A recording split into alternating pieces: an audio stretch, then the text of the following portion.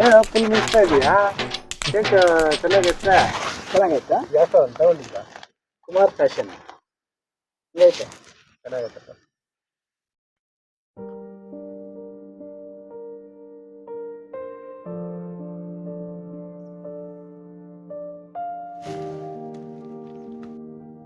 ಅಣ್ಣ ಕುಮಾರಣ್ಣ, ದುಡ್ಡಿದ್ರೆ ಒಂದು 5,000 ಕೊಡೋಣ.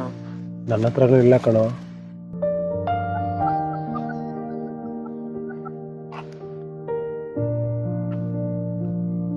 ಹಲೋ ಮಚ್ಚ, ದುಡ್ಡಿದ್ರೆ ಒಂದು 5,000 ಕೊಡೋ ಮಚ್ಚ.